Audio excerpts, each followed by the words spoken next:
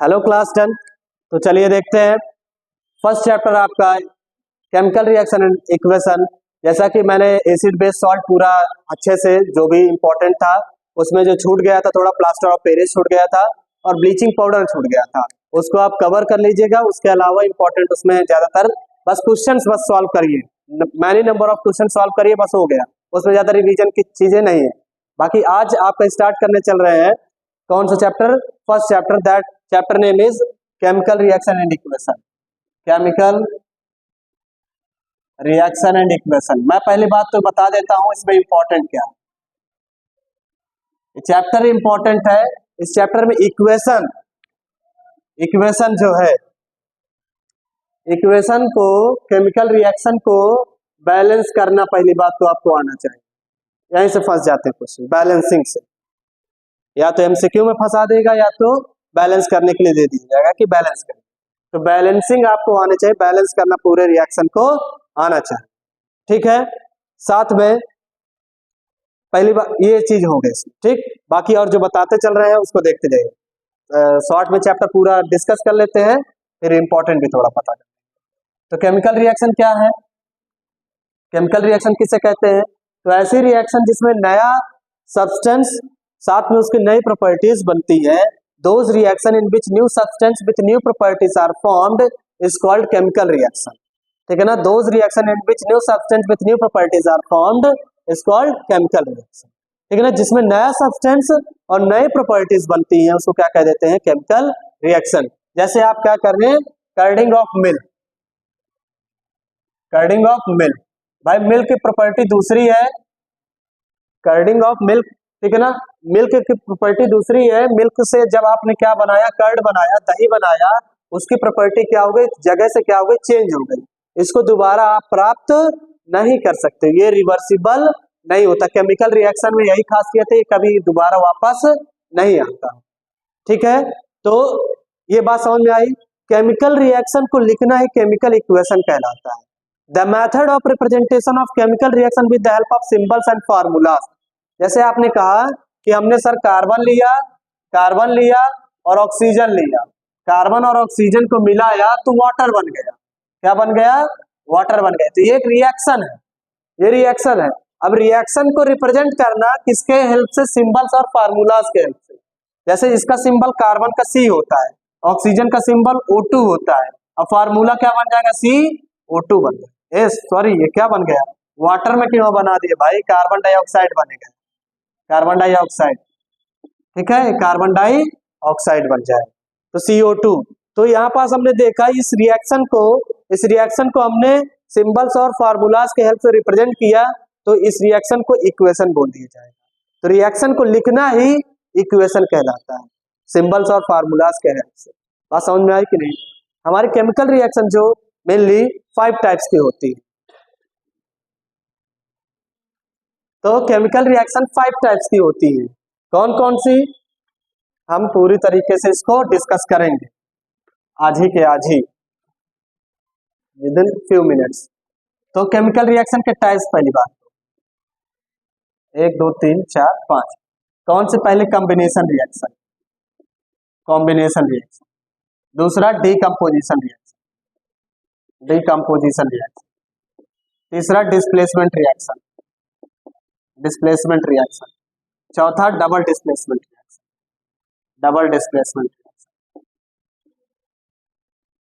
ठीक है, पांचवा रिडॉक्स रिएक्शन। देखते हैं। तो कॉम्बिनेशन रिएक्शन किसे कहते हैं, डीकंपोजिशन रिएक्शन किसे कहते हैं, डिस्प्लेसमेंट किसे कहते हैं, डबल डिस्प्लेसमेंट और रिडॉक्स किसे कहते हैं। तो कॉम्बिनेशन का मतलब होता है कंबाइन होना। क्या होना? कंबाइन होना। जब भी कभी आपको ये पूछा जाता है एग्जाम में भाई का कौन सी रिएक्शन है कौन सी नहीं, एक एमसीक्यू में दे दिया जाएगा ये चीज, जैसे ये चीज बना दी जाएगा, सॉरी मैं कार्बन को नहीं लूंगा, H2 और O2 को ले लेता हूँ, H2O बन गया। बोलेगा कौन सी रिएक्शन है? ये कौन सी रिएक्शन है? कॉम्बिनेशन रिएक्शन है। तो जब when two or more than two elements are chemically combined and when two or more than two elements chemically combined and form single product जब सिंगल प्रोडक्ट बनाता है तो उस रिएक्शन को कॉम्बिनेशन रिएक्शन कहते हैं। ठीक है, क्या कहते हैं, कॉम्बिनेशन रिएक्शन कहते हैं। तो जब दो से ज्यादा एलिमेंट्स कंबाइन होंगे एक सिंगल प्रोडक्ट का निर्माण कर देगा तो क्या कहलाएगा, कॉम्बिनेशन रिएक्शन कहलाएगा। डिकम्पोजिशन इसका जस्ट उल्टा है। डिकम्पोजिशन इसका जस्ट उल्टा है। जब कोई एक सिंगल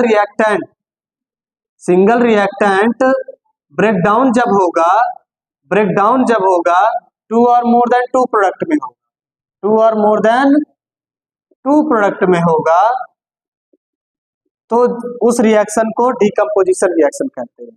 अब किसी के हेल्प से ब्रेकडाउन होगा, तीन चीजों के हेल्प से ब्रेकडाउन होगा। कौन कौन से, एक तो हीट के प्रेजेंस में, एक तो सनलाइट के प्रेजेंस में, एक तो इलेक्ट्रिसिटी के प्रेजेंस में। देखिएगा, जब हीट के प्रेजेंस में कोई चीज टूटेगी, ब्रेकडाउन होगी टू और मोर देन टू प्रोडक्ट में, तो उस रिएक्शन को थर्मल डिकम्पोजिशन कहते हैं। क्या कह देते हैं, थर्मल डिकम्पोजिशन। ठीक है, जब कोई चीज सनलाइट की मदद से टूटेगी तो फोटोलिटिक डिकम्पोजिशन, और जब कोई चीज इलेक्ट्रिसिटी के हेल्प से होगा तो उसको इलेक्ट्रोलिटिक रिएक्शन, इलेक्ट्रोलिटिक रिएक्शन। ठीक है, इतनी बात हो गई। क्वेश्चन यहां से जरूर फंसते हैं, इन तीनों में से कोई ना कोई एक रिएक्शन दे देगा। ठीक, खासकर जो सिल्वर वाला है क्वेश्चन, वो वाला वो जरूर दिया जाता है। सिल्वर चाहे सनलाइट को दे दिया जाएगा, चाहे इलेक्ट्रिसिटी पास करवा के दे दिया जाएगा। ठीक है, एग्जाम में वो जरूर रिएक्शन एक्टिविटी करके है उसमें पढ़ लीजिएगा उसको पूरा। ठीक, साथ प्लस इधर हम डिस्कस करते हैं इसको, डिस्प्लेसमेंट रिएक्शन। तो जब कोई हाईली रिएक्टिव एलिमेंट होगा, हाईली रिएक्टिव एलिमेंट होगा, वो क्या करेगा, वो लेस रिएक्टिव एलिमेंट को उसकी जगह से हटा देगा। लेस रिएक्टिव एलिमेंट को उसकी जगह से क्या कर देगा, डिस्प्लेस कर देगा। उस रिएक्शन को डिस्प्लेसमेंट कहते हैं। जैसे कि हाईली रिएक्टिव क्या है, मतलब कोई एकदम स्ट्रॉन्ग पर्सन है, वो वीक पर्सन को क्या कर देगा, उसको हटा देगा उसकी जगह से और खुद जाके उसकी जगह में बैठ जाएगा। जैसे कि एग्जांपल की बात करूं मैं, जैसे कॉपर हो गया, कॉपर सल्फेट है, ठीक है, इसमें मैंने आयरन डाल, ठीक है, हाँ, आयरन डाल दिया, तो आयरन क्या करेगा, कॉपर को उसकी जगह से हटा के बाहर फेंक देगा और खुद जाके उसके सॉल्ट सोल्यूशन में बैठ जाएगा। उस रिएक्शन को डिस्प्लेसमेंट रिएक्शन कहते हैं। ठीक है, डबल डिस्प्लेसमेंट किसे कहते हैं, तो जब दो सोल्यूशन दिए रहे, जैसे इधर दिया है क्या, जैसे मान चलिए CuSO4 ही दिया, इधर दिया NaCl, ये दो सोल्यूशन दिए गए हैं। जब इनमें से क्या हो, ये वाला आयन यहाँ आ जाए, ये वाला आयन यहाँ आ जाए, तो इस रिएक्शन को, जैसे ये Cu यहाँ जाएगा तो CuCl2 बन जाएगा CuCl2। जब ये Na2SO4 बन जाएगा, Na2SO4 बन जाएगा। ठीक है, तो जब ऐसी कंडीशन में देख रहे हैं यहाँ पास क्या हो रहा है, आयन का इंटरचेंज हो रहा है। जब भी आयन का इंटरचेंज होगा तो वो डबल डिस्प्लेसमेंट। ठीक है, समझ में आया। आगे नेक्स्ट क्या है, रिडॉक्स रिएक्शन। ये तो सारी चीज हो गई। रिडॉक्स हमारा, रिडॉक्स रिएक्शन किसे कहते हैं, तो रिडॉक्स दो शब्दों से मिलकर बना है, रेड प्लस ऑक्स। रेड मतलब रिडक्शन, ऑक्स मतलब ऑक्सीडेशन। जब रिडक्शन क्या होता है, जब भी कभी हाइड्रोजन क्या होगा, ऐड होगा, या तो हाइड्रोजन ऐड हो या तो ऑक्सीजन क्या हो वहां से रिमूव हो, तो उस रिएक्शन को रिडक्शन रिएक्शन कहते हैं। ये मोस्ट इंपॉर्टेंट मैं कह दूं इस चैप्टर में ये है। ठीक है, और ऑक्सीडेशन रिएक्शन क्या होता है, जब भी ऑक्सीजन ऐड हो, ऑक्स मतलब ऑक्सीडेशन मतलब ऑक्सीजन ऐड होगी, ऑक्सीजन ऐड होगा और रिमूवल क्या होगा, हाइड्रोजन का रिमूवल हो जाएगा, तो उस रिएक्शन को ऑक्सीडेशन रिएक्शन कहते हैं। ठीक है, आई होप ये पूरा का पूरा चैप्टर, थोड़ा दो टॉपिक और बचता है जो कि मैं भूल रहा था अभी, उसका नाम है रेंसिडिटी और कोरोजन। ये दो टॉपिक बचते हैं, समझिएगा। जब भी कोई oily and fatty material, food material, जब भी कोई फूड मटेरियल किसी मॉइस्चर, एयर, वाटर के कांटेक्ट में आता है तो क्या हो जाता है, वो उसका टेस्ट और स्मेल बदल जाता है, अनप्लीजेंट हो जाता है, ठीक है ना, फंगस लग जाता है, तो उसको कह देते हैं रेंसिडिटी कहते हैं। समझ में आया कि नहीं? जब oily fatty food material come in contact with air, moisture and water, it become unpleasant in taste and smell, is called rancidity. Rancidity से बचाने के लिए प्रिवेंशन जरूर से याद कर लीजिएगा कि हम एंटीऑक्सीडेंट का यूज करते हैं, नाइट्रोजन का यूज करते हैं, सारी चीजें, ठीक है। क्वेश्चन पूछा जाता है कि जो पैकेट वाले फूड मटेरियल होते हैं वो जल्दी खराब क्यों नहीं होते, क्योंकि उसमें एंटीऑक्सीडेंट नाइट्रोजन भरा होता है, ठीक है ना, जो कि ऑक्सीजन को प्रभावित नहीं करने देता है, तो उसको वो क्या हो जाएगा, प्रिवेंशन हो जाएगा। रेंसिडिटी का एप्लीकेशन पूछता है। कोरोजन क्या है, कह रहा है कोरोजन देखिए, जब कभी कोई मेटल्स का मटेरियल एयर, मॉइस्चर, वाटर के कांटेक्ट में लगातार रहता है तो धीरे धीरे उसमें रस्टिंग होने लगती है, धीरे धीरे खराब होने लगता है, ठीक है ना, उसमें जंग लगना शुरू हो जाती है, तो उस प्रोसेस को कोरोजन कहते हैं, ठीक है ना। कोरोजन का सीधा से एक सवाल पूछता है, why do we apply paint on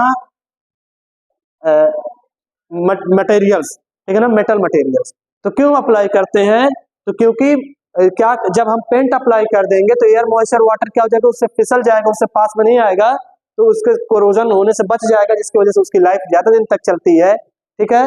तो ये चैप्टर को हम कंप्लीट करते हैं, और अच्छे से आप क्या करिए, जितने भी हो सके क्वेश्चंस को सॉल्व करिए, ठीक है ना, with the help of questions bank और ओसवाल के क्वेश्चंस बैंक, या जो भी आपके पास अरिहंत की है, दो ही क्वेश्चन बैंक मैं प्रेफर करता हूँ, इन्हीं दोनों से आप सॉल्व करिए, जितना हो सके उतने क्वेश्चंस को प्रेफर करिए। और यूपी बोर्ड वालों, आप लोग क्या करिए, विद्या क्वेश्चन बैंक में जितने क्वेश्चन दिए गए केवल उसी को रट डालिए और कुछ मत करिए, आपका पेपर अच्छा होगा, अच्छा नहीं बहुत अच्छा होगा। Thank you.